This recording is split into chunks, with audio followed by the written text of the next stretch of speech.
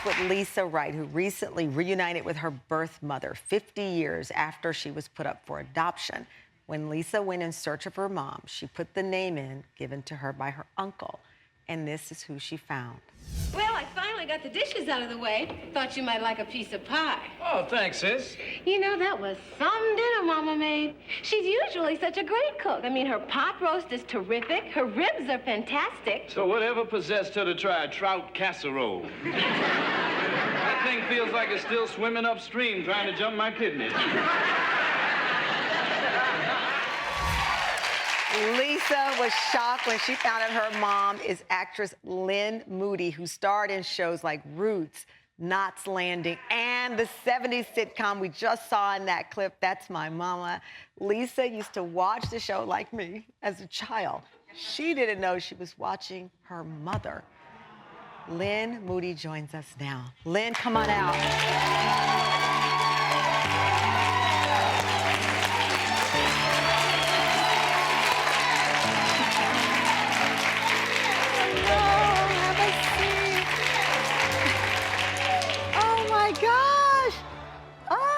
Nice to meet you. Nice to meet you. Same eyes. Same, but Lisa, you were saying you were looking for people you look. Your twin is here. Thank goodness, by the way. Thank goodness. Lynn, you've said that giving Lisa up for adoption, you were 18. I was 18. I was away from home for the first time. I was out in California going to school and had a one-night stand with the guy that I liked at the time, didn't like afterwards. And found out that I was pregnant. So my parents, you know, were conservative. My father was a doctor, actually, in Chicago. And so they found a home for unwed mothers that they sent me to, where I stayed for the next 8 months, because I entered really early. Then, when it was time for me to deliver, went over to the hospital floor, and they thought that it would be best for me, you know, if I didn't see my baby, if I didn't see her, because otherwise I wouldn't be able to forget her. Is it true they covered your eyes? It is. So they put a cloth, a towel over my face when she was born, so I couldn't see her, but I could hear her cry. I could hear her crying, and I said, "I'm sorry, baby, I'm sorry." And they took her away, and I never saw her again. And so, you know, I had to live with that. I had to live with the tremendous guilt that I have a child, a daughter. She's out there. I don't know if she's alive, if she's happy, if she's hungry, if she's safe, if she's secure. Nothing, because I had to sign away all my rights in order for her to be adopted. Yeah. And so I just tried to learn how to live with it and go on with my life, and we never talked about it in my family. Did you, when you were in your career and you were doing these shows and you're on TV, did you ever wonder, like, she might be watching me? You know what? I never did. You never wondered? I was so full of guilt that even when good things happened to me, you know, when I got great roles, Knots Landing, so That's My Mama was the very first series. I still had this hole, you know, this pain, this guilt that I was living with, that I left this baby. Yeah. And I don't know that she was adopted. They told me she would be right away because of things, but yeah. Lisa. Yes. It is not lost on me that you go on the internet and you find your mama on That's My Mama. I know. Like, I mean, you can't make it up. I know. You can't make it up. That's my mama. Yeah. That's incredible. I know. Well, the first thing that I thought, when her photo popped up, I looked at it, and that was the first time I saw someone who looked like me. Yeah. So that was the very first thought that I had, was like, oh my goodness, this is who I look like. I finally see someone who looks like me. Like, this is why I look this way. Yeah. And then 15 seconds after that, I went, wait a minute, you know? And I went, oh my God. And then I went, oh oh my God, I watched, it was like must-see TV in my household.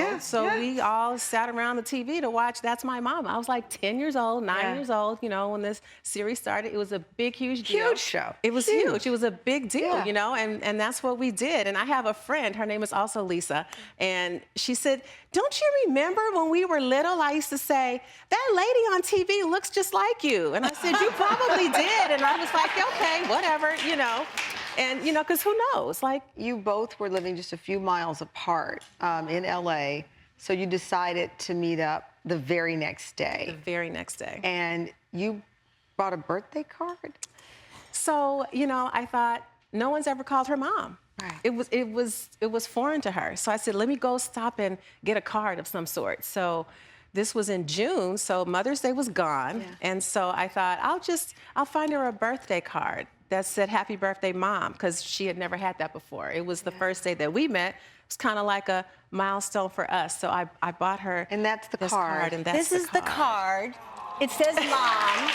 It was the very first time that it was directed at me. I never thought I would be part of the conversation when people would talk about their kids or their grandkids. And so at my stage of life, when I never got married, I never had any other kids, I thought, my God, look what God did for me. And when my brother called and said that a woman has contacted him, and her name is Lisa, and she thinks I'm her uncle, immediately something happened to me. A primal sound came out of me. It was like I was in labor all over again. It was like I was delivering all over again. I fell on the ground. I was in a fetal position, and I was just screaming at the top of my lungs. It was fetal. I wasn't in control. My sister didn't know what to do with me, because I was uncontrollable.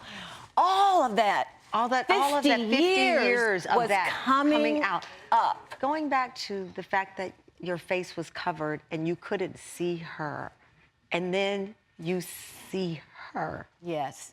What was that like for you, to see those eyes? Listen, this has been the most healing process for me, because all of these years of guilt, even like I said, when good things would happen, there was still that hole, that unhappiness, that deep, knowing that I'm a mom somewhere. Yeah. So when I see her, I know I did the right thing. Yeah. It took all this time for me to know I did the right thing.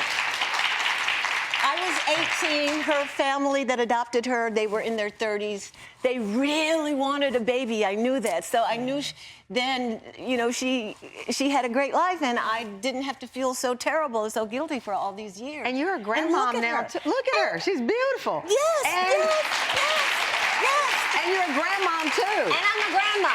I mean, just when I thought life couldn't get any better, she goes and blesses me with a grandson. This is his card. Forever. For a long time, I never called him by his name. Yeah. It was only grandson. So his cards, he just signs grandson, because I wouldn't call him name, just grandson, just my daughter. Just God is good every day. Welcome back. We're talking to Katrina, Claire, and Angela, who found out from Ancestry and DNA websites that they are half-siblings. They were all conceived with sperm from the same donor. And we're about to bring out more of their half-siblings. After chatting online, they came here all to meet in person for the first time. And again, as I said, this is not a show. We take class over trash, no offense to anybody. So I didn't want them to just meet, because that's jarring. And they've been chatting online. They are familiar with each other, so it's not like surprise. But let's bring out Hannah, Brittany, Aaron, and Rachel. Come on out. Come on out. Oh, wow.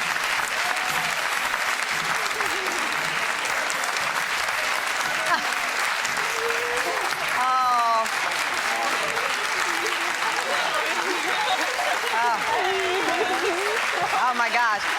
Okay, I'm gonna run down here because I didn't want to be on stage when y'all met, because I wanted to be able to have y'all. Well, have a seat, have a seat. Okay, what is it like? Who wants to answer first? Rachel, what is it like? It's different. It's kind of a shock. There's 21 of us in total.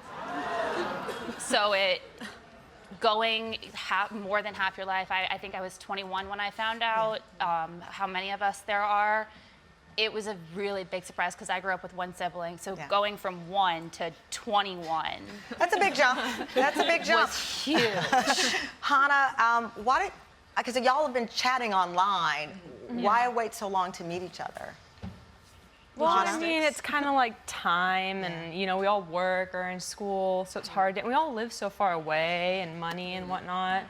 So it's just like, why do you not do anything that you ever want to really do? Yeah, that's true. Angela, I'm gonna go up here, and Rachel, how do y'all feel? Are you nervous? How are you feeling? Angela? Currently? Currently, right now, on Tamron Hall Show Live, yes. I'm excited. I'm excited for what the future holds for all of us, like getting to meet the first time, and hopefully that some friendships will start to blossom from this. We'll get to know more about each other. And like she said, there's 21 of us. Yeah. So eventually I'd like to meet all of them. We're back with Aiden Jackson and his mother, Caroline. They've been able to chat online with the young woman who made the phone call that perhaps saved Aiden's life, but they've never met her in person. So we wanted to bring them together today as we learn about this incredible story of survival. So Aiden and Caroline, obviously this is real life. This is not a game. You were out for 40 minutes. Yep. That is a long time. And we know that Dia scrambled and just had quick thinking to save your life. And I thought it was appropriate that you meet her. You've seen a picture, but you've never met her in person. Let's bring out Dia Lathora to the show.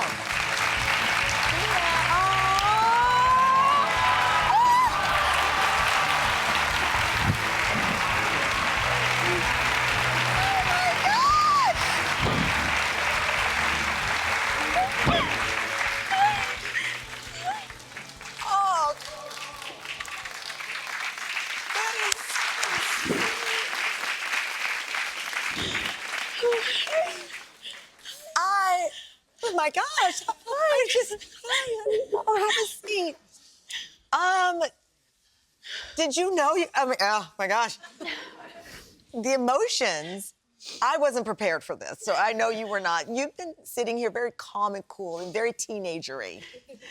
And the minute you laid eyes on her, you just were overwhelmed.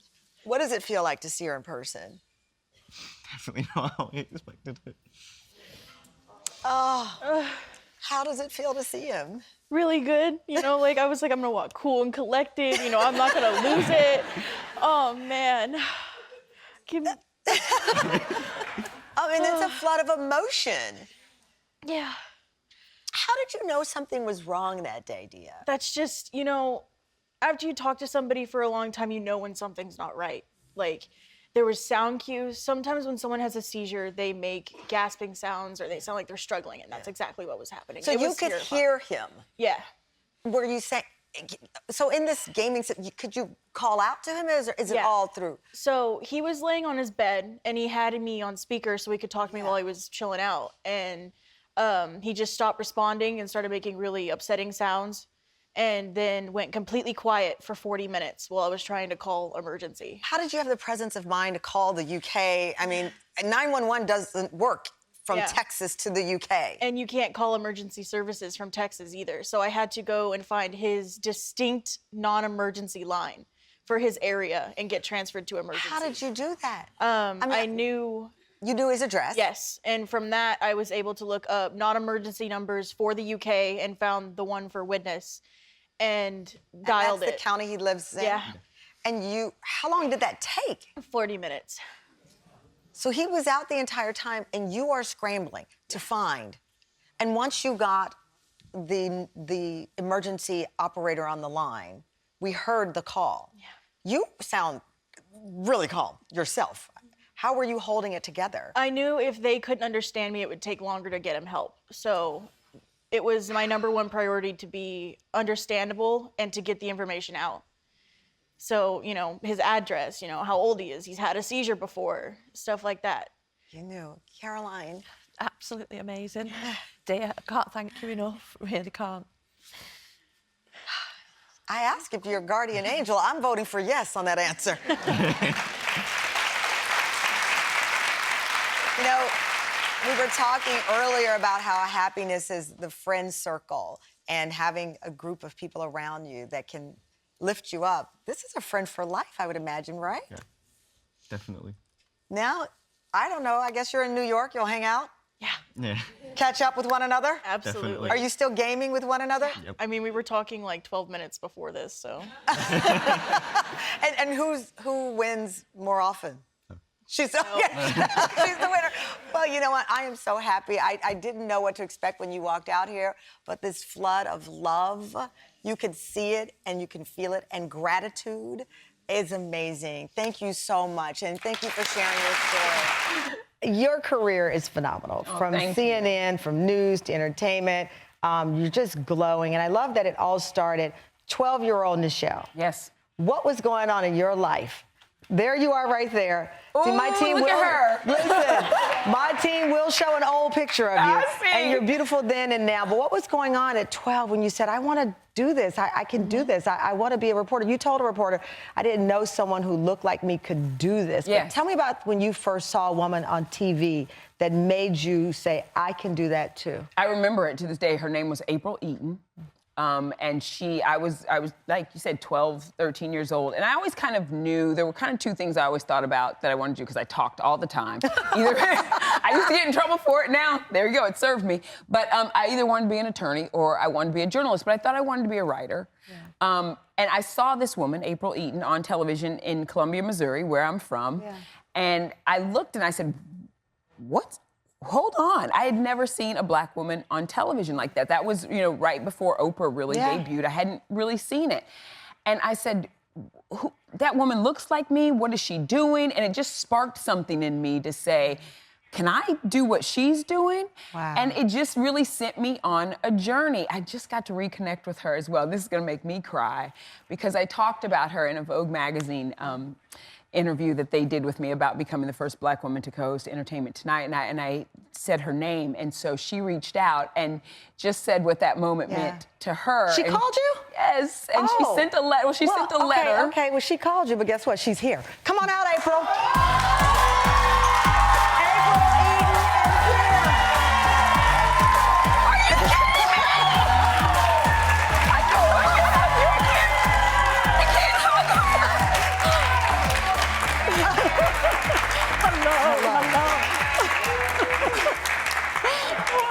I know. We have to deal with the COVID.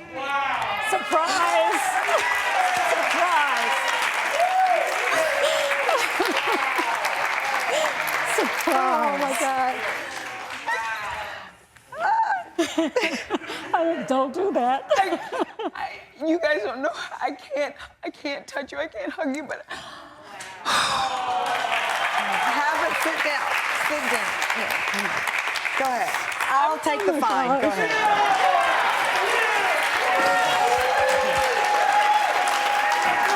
I'm so proud of you, Nischelle. I'm so proud of you. Okay, I allowed it now. Okay, we got it. I can't just skirt the rules. You're gonna lose the show. Oh, but wow. Did y'all see me almost fall when she? I am so excited to see you and so very proud of you. So we're going to talk about remarkable bonds created by family ties.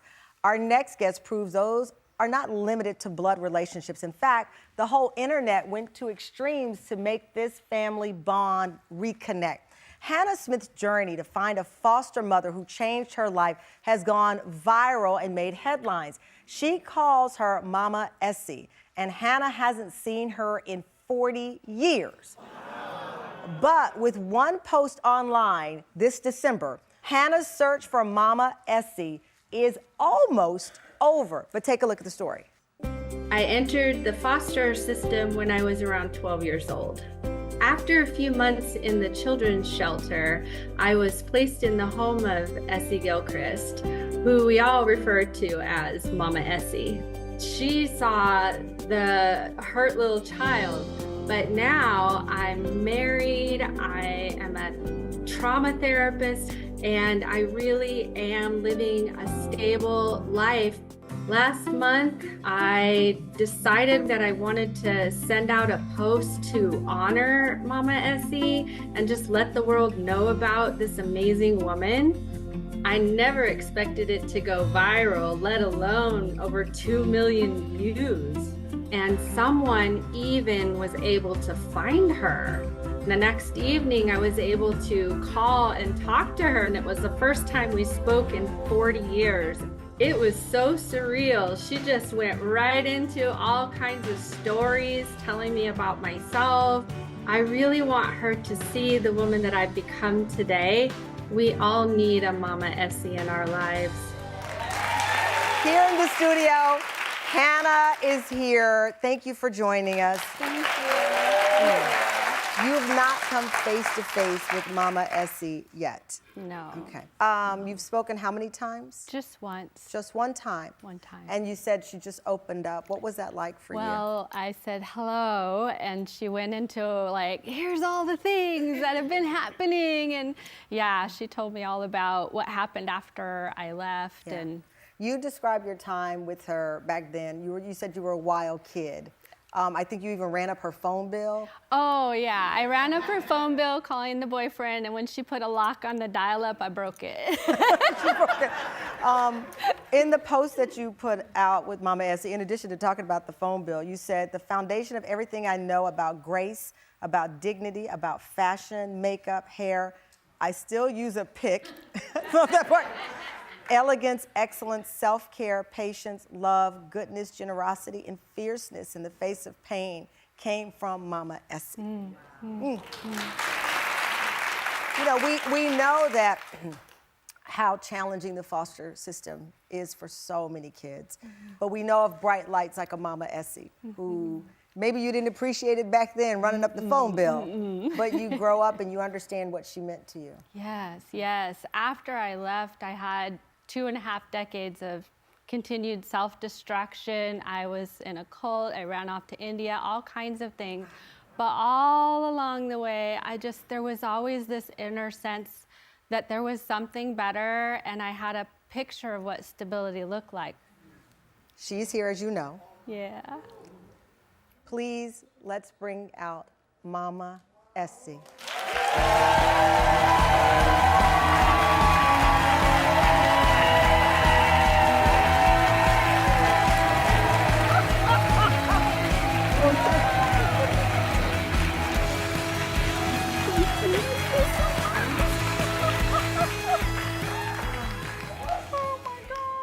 She looks the same. She looks the same. I don't know how that's possible, but. Have a seat, have a seat. Oh, I don't want to interrupt because I know you've talked only once. I know, look at you. That's little Marie.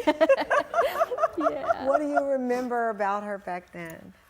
Well, first of all, how do you feel? Well, you know, I will tell you in one instance, I feel this great joy, and then in the next minute, I feel, you know how you try to hold it together, you're trying, but I am just overwhelmed. The words that she said, that you were the foundation of everything. She said grace, dignity, fashion. She still uses a pick, and I don't know how it stays in her hair. But everything, it took all those years for her to understand what you meant. Yes. But she remembered it. How many of my friends have said, did you notice she said she still uses the pick? You have fostered 20 other children? Right, 20? yes. You call them your daughters, and with the emphasis on the G-O-D. Right. Part of that. Just like when you have a baby and you have been given you take the position of godmother. So that's the way I felt, that somehow I was given that, I just say, where that child was for me. Yeah. And so at that time I was 29, 30-ish years old. You're a baby yourself. Right. And you're bringing in these babies. A 9 and a 12-year-old. 9 and 12-year-old. I know you have something you want to tell Mama Essie. Well, I just want to thank you so much, because there's no way in the world you would have known that I would come out like this, because I know that what you did every day, the places you took us, the things that you did, it really set a good foundation. Thank Mama Essie, I know you worked for the Army and the Navy for 39 years. You were a teacher. Yes. And you have returned back to teaching. Yes. In 2012. In 2012, you went back Yes. to teaching. Mama, you've had a life. I mean, you have had a wonderful life. And I'm stuck on the goddaughters because you say God brought them to you, 20 in all. And I know at least one other one who would like to say thank you. Let's bring out Nikita! Come on out!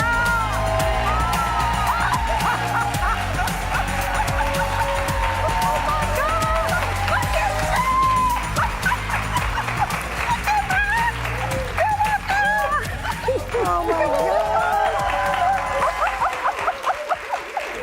Thank you. Thank you. Oh my gosh. Hey, girl. Thank you. Mama Essie didn't know Nikita was here. Oh my goodness. When was the last time you saw each other? Oh, wow. It's been, what, about 30 years now? Yes. And we've kept in contact over the phone over the years. She's managed to send me some great photos. I suffered a house fire years ago, so I lost a lot of my memories. So she was able to send me some crucial photos of myself where From the time you were with her. Yes. We just heard Hannah talk about how her foundation that she set in that short period. I see it in you. You're nodding. You're saying the same thing. Everything that I am today is because of this woman.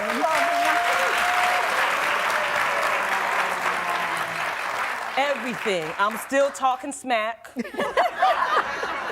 I've made a life out of helping people because of what this woman right here instilled in me. She taught me the importance of putting God first in everything. And if y'all ain't careful, I might shout this stage down right now. I give God the glory for this moment. Thank you so much, Lord. Because about 3 years ago, I lost my birth mother. And I've done a lot of deep soul work to make sure I become a whole woman because God allowed me to birth daughters. Yeah. And I want to say that I feel like the timing is amazing because met you on the 13th and then I talked to you on the 28th, and last Tuesday my father died. And he was the last immediate family I have. So it's like God gave me. you got us back. My family. You got us back. Yes. We are talking to people like my next guest, Iverson Puff, whose lives were forever changed when they discovered their true identities hiding in the roots of their family tree. Adopted at birth, Iverson longed to discover his biological family. Little did he know that they were searching for him as well. Now, over 20 years later, Iverson's heartwarming reunion with his birth family has gone viral on TikTok in a video that's been viewed over 7 million times. Take a look.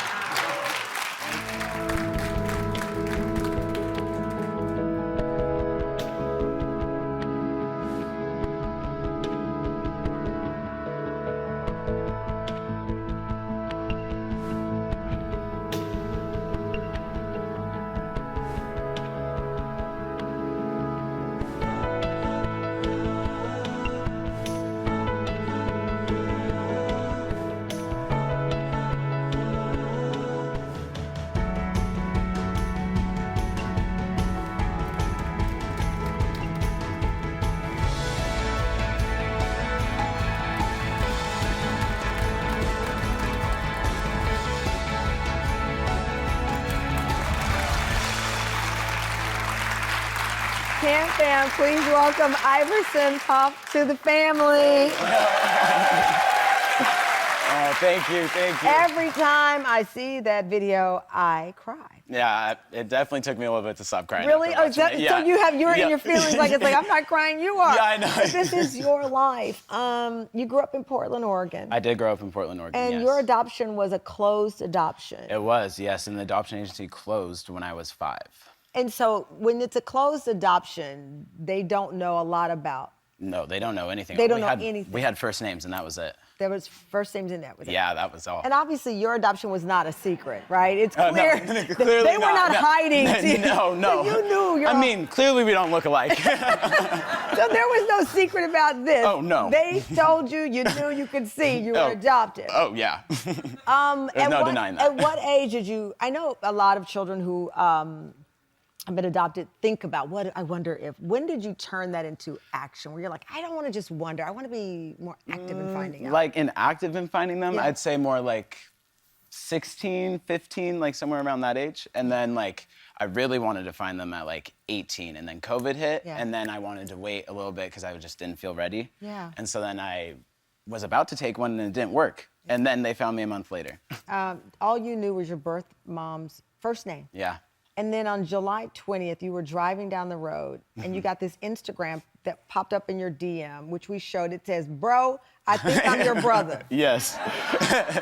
Bro, I think, did you think like, delete, this is a prank. Who is this in my DM? Bro, I think I'm your brother. So actually, I knew his first name too. I knew his name was Jalen. And so when I saw Jalen, because I don't know any Jalens besides that. And so then when I saw How that. did you know his first name was Jalen? That's all I had was Danielle and Jalen, and pictures of them. And so you knew her first name, you knew his first name. Yep, and that was it. And that's it. Yeah. You and get just a the few DM pictures. from someone with that name Yeah. saying, bro, I'm your brother. Yeah. And I'm like, whoa, whoa, whoa, whoa, whoa. What are y'all talking about? And this was is this the only known picture of you all together? Yes, that's the only picture we have together from back then.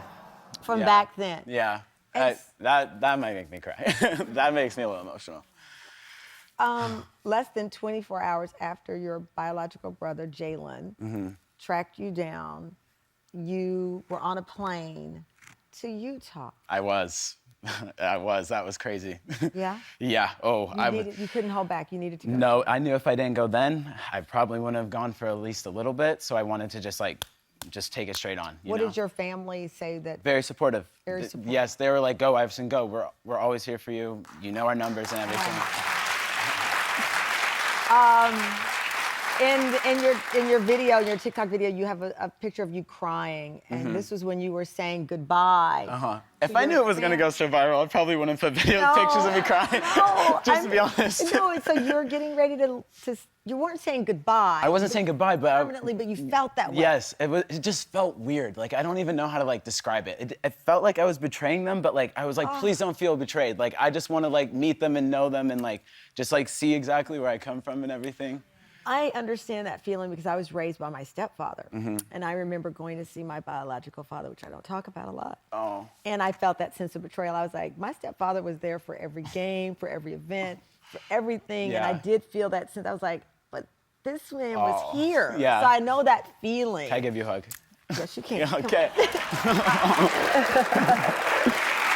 And so I know that sensation Yeah. of feeling like the people who raised you. Yeah, it's great.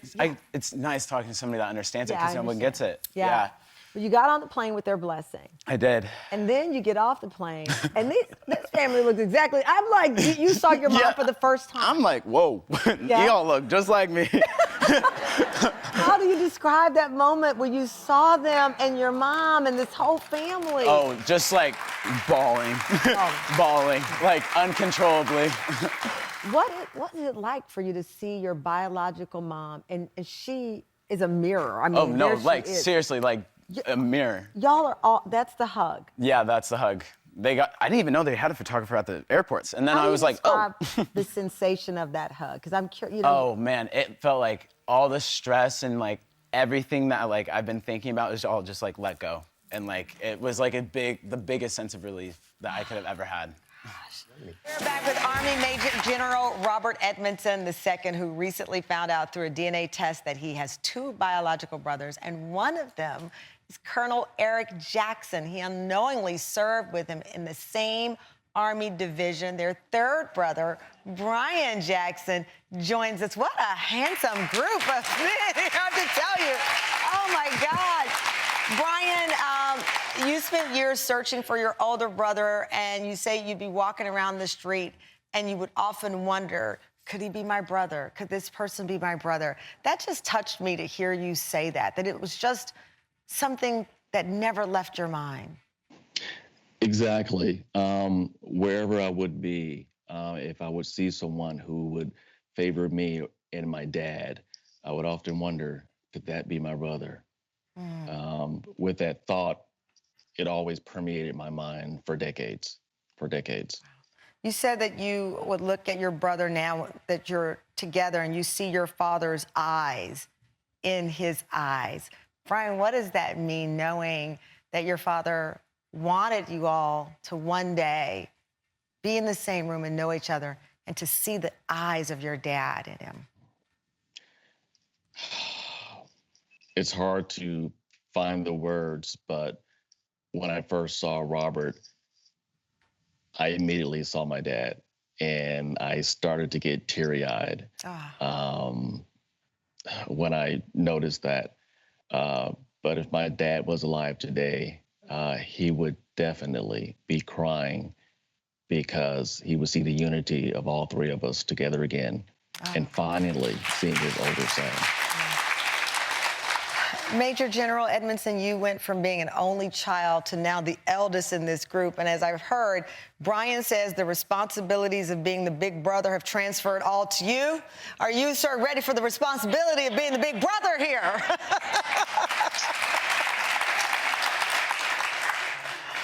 I accept the challenge. I am absolutely prepared to be. We've had the conversation. That's one of the points that I wanted to make sure that I got right from the very beginning. I didn't want to step on Brian's toes here.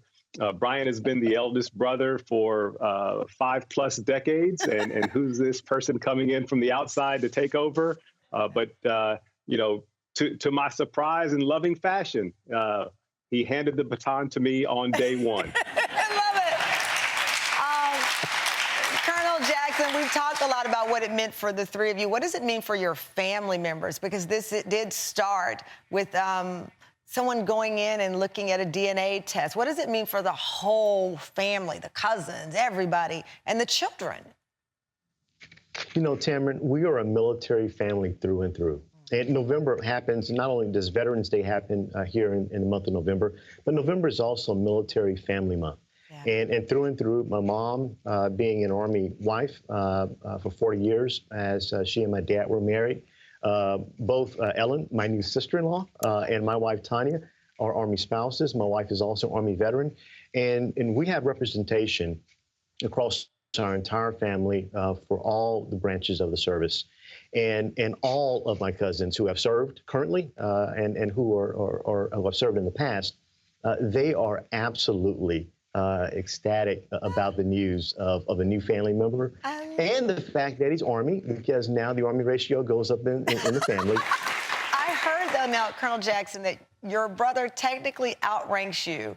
And you said that during your first phone call together, he had to tell you to stop calling him sir.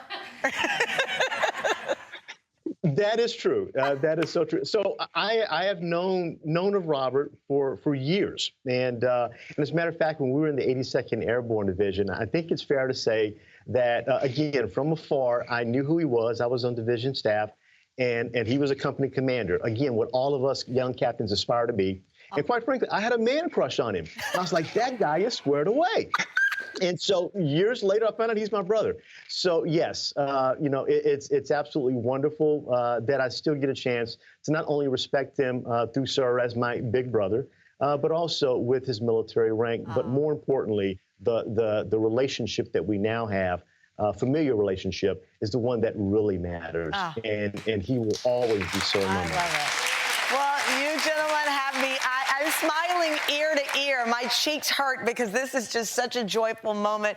Congratulations on finding each other and finding this very special bond of brothers. We are back. We're live with an incredible audience here, and this is actually an incredible show, to be honest with you. The Historical Society of Pennsylvania reached out to my team to see if I was interested in tracing my family's roots. The team decided that I had to do it. I had no choice. And so I said, well, let's build a whole show around people who are on this journey of finding who they are related to. And after a closed adoption 52 years ago, our guest, Corey, had no idea who his birth parents were. His story stood out to us for a few reasons. He didn't want to learn about his past necessarily. He was living his life. He knew he had an adoption. And when he started digging, he found out that his parents met at a circus. He discovered the identity of his birth father this year. They've only spoken on the phone. I am stumbling over my words because I am truly nervous about this in a good way. Because his family is everything. When I call our audience Tam Fam, I don't use that word lightly. So to learn the identity of your biological father and then agree to meet that person is a big thing, and I don't take it lightly. So thank you so much for being here with us to do it. So Michael is your birth father. He's standing by. You have a sister. Michael has a daughter, and she's in our studio as well. Your half-sister is here. And thank you so much for coming to support them on this journey as well. Okay. All right, so let's bring him out. He is standing by behind our doors. Would you like to say, Dad, come on out? Dad, come on out.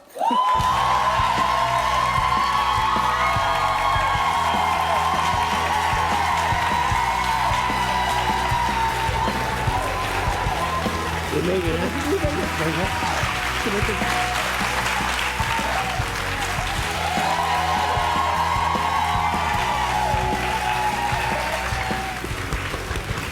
Oh, so sweet. Nice to meet you. Nice to meet you. Nice to meet you. Well, your son's taller than you. Yes, he is. I'm proud of that. Oh, look at that. Have a seat, sir. How are you? Great, great. What a journey. That's everybody else can understand. It's quite something. It is quite something. To learn that 52 years.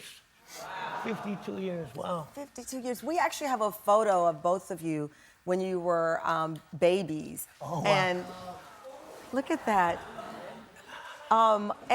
It's just adorable to see you now in person. I feel like I should just close my mouth and let you talk.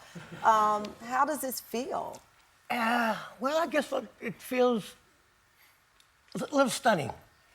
Yeah. It's not an everyday occurrence. Because I knew someone was out there, he didn't. So that's what's. Yeah, you didn't. That's right. Thank you. I had no idea until about about a month ago, maybe? March the 10th? I had absolutely no idea. Yeah, 52 years, no idea. So you met Diane at the circus? Yes. What were you doing at the circus? Clearly something, but outside of that. I was being mischievous. You're being mischievous. So you really ran away to the circus? Yeah.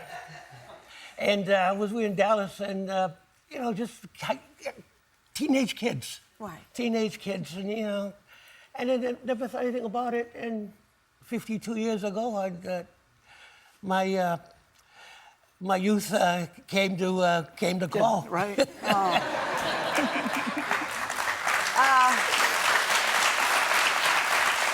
Corey, you are still in touch with Diane, your birth mom. Correct. So the puzzle in so many ways is complete. It's complete. Here. I know my story. You know your story. Yes. And gosh, I mean, what is that?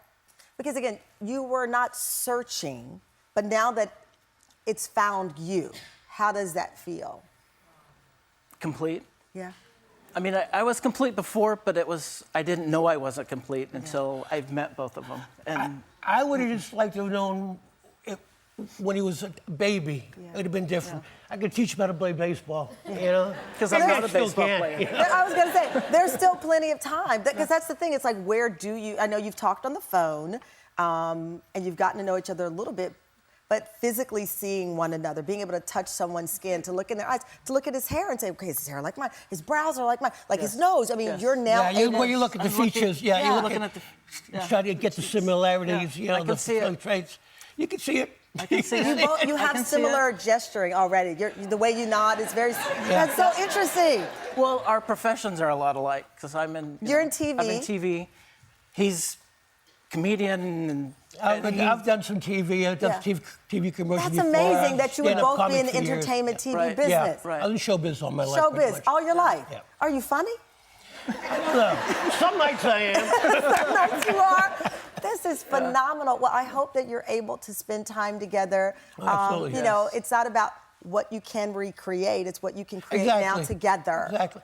And now that I'm older, I'm 72. Oh, you look good. So, here in my golden age, I have, something to be looking forward to. Oh, I got a new buddy. You got a new buddy to hang out with. Okay. Do a twirl for me?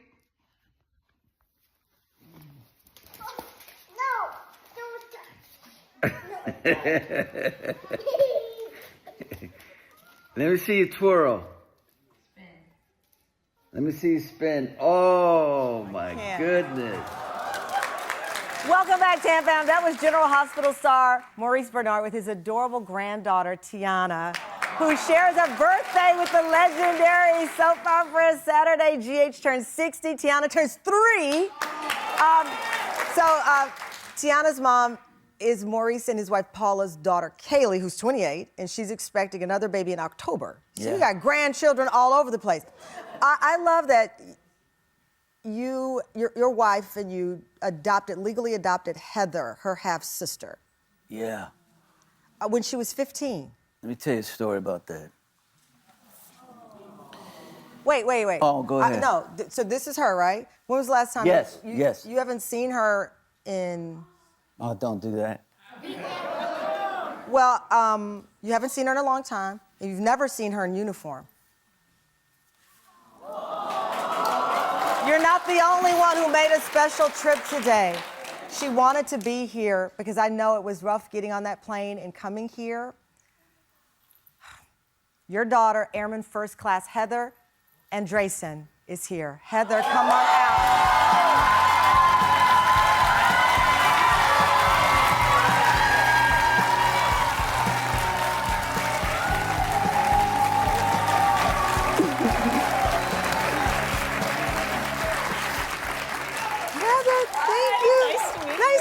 Thank you for your service.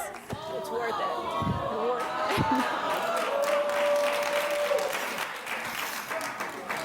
it. These surprises kill me.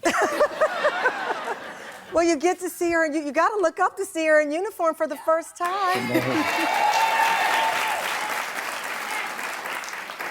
I am so proud of her, and I can't talk, so can I leave?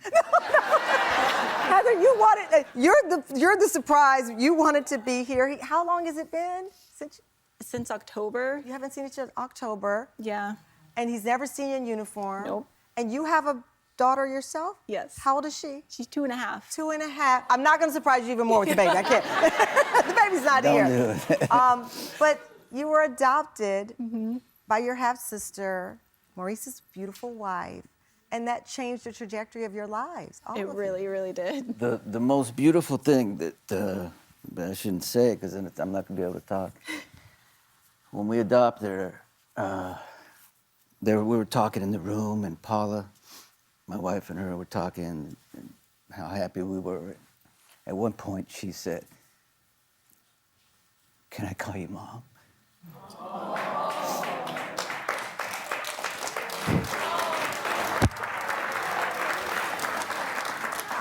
And I was gone, worse than I am now.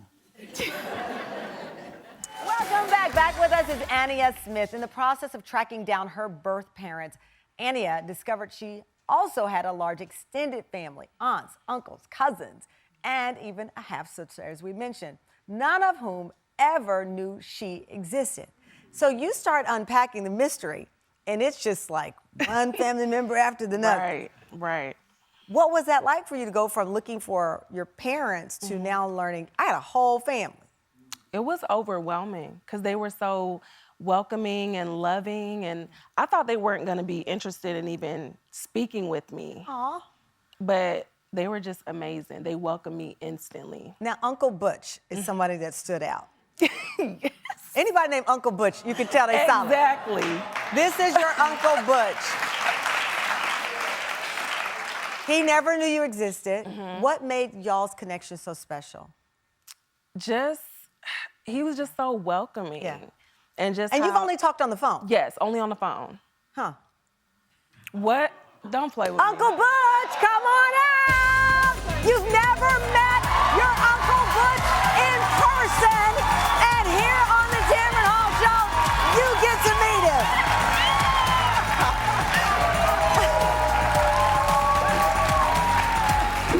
I love you. Come on, don't make me cry, Annie, okay? Why would you do that? Here, come on over here. So, Uncle Butch, I said, first of all, you are sharp as a tack. Okay. Come on, sit down. That's the Southern in me. Y'all never met in person. No. Talked on the phone. Just talked on the phone, text, sent pictures back and forth. Can you believe it? She looked just like her grandmother. You said she looks just like her grandmother. She looked just like, everybody in the family says, as soon as we saw the picture, before we connected the dot, Yeah. everybody like, she looked just like Auntie Marlene. Oh, wow. I mean, when you heard that you had a niece, Great niece. great niece, I was leery because at that time, someone was trying to steal my identity. Oh. So I had to, put a freeze on my credit reports and everything. And then all of a sudden she calls. I could be. You're like, I'm not falling for that scam. I'm like, honey, look, you can't just interject yourself. You got to tell me a whole lot more than that. But once you realized it was the real deal, I was happy that she found us. But I was also sad that something like this could happen in my family. Yeah. That's why you should never say never. Yeah. If somebody had told me, Ms. Hall, that this was going to happen in my family, I would have said, no way, because we teach our young kids, yes, you have a problem, we can solve it as a family. If you get in trouble because of something you did, we will discipline you. Yeah. But we are family, and we're loving, and we love you no matter what.